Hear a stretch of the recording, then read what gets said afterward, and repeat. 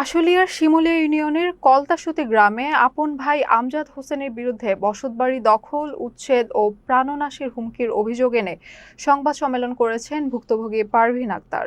আজ দুপুরে আয়োজিত এই সংবাদ সম্মেলনে তিনি প্রশাসনের কাছে আইনি সহায়তা ও জীবনের নিরাপত্তা দাবি করেন। ভুক্তভোগী পারভীন আক্তার অভিযোগ করেন, পৈতৃক সম্পত্তি থেকে বঞ্চিত করতে তার আপন ভাই আমজাদ হোসেন দীর্ঘদিন ধরে তাকে নানাভাবে ভয়ভীতি ও হয়রানি করে আসছেন। এর জেরে গত ৫ জুন রাতে তার বাড়ির বিদ্যুৎ ও পানির লাইন বিচ্ছিন্ন করে দেওয়া হয় এবং তাকে ও তার ছেলেকে মারধর করতে উদ্যত হয় আমজাদ। জরুরি সেবা 999-এ কল দিয়ে পুলিশ এসে তাদের উদ্ধার করে। বর্তমানে তারা পাশের বাড়িতে আশ্রয় নিয়েছেন। অভিযুক্ত ভাই যে কোনো সময় তাদের প্রাণে মেরে ফেলার হুমকি দিচ্ছেন জানিয়ে পারভীন আক্তার সরকারের কাছে ন্যায় বিচার ও নিরাপত্তা চেয়েছেন। গ্যালাস করছি মারার জন্য, আমার আটকায় রাখছি। তখন আমি ভয়ে 999-এ ফোন দেওয়ার পর রাত 1টার সময় ডিউটি করে তাপস সাব ইন্সপেক্টর, উনি আমার যে আরো 3টা পুলিশ নিয়ে যায়, আমার বোন, আমার ভাগ্নি, আমার মেয়ে আমার উদ্ধার করে। এটাকে নিয়ে আমি ওই বাড়িতে কীভাবে তোমার লেখাপড়াটা নষ্ট করে দিবেন যে ও ক্লাস 10-এ পরে এসএসসি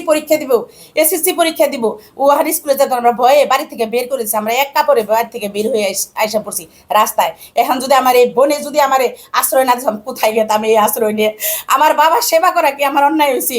আমার মায়ের সেবা করা কি আমার অন্যায় হয়েছে? আমার বাবের বাড়িতে আসি, আমার মা সেবা কেউ করে নাই, আমি করছি। আমার বস্ত্রার ভয় দেয় ও আমার এই দেশ থেকে খেতে দিব। আমার ভাই, ওই আমার ভাই আমজাদ ওই করছে, আর আমার কোনো ভাই করে নাই।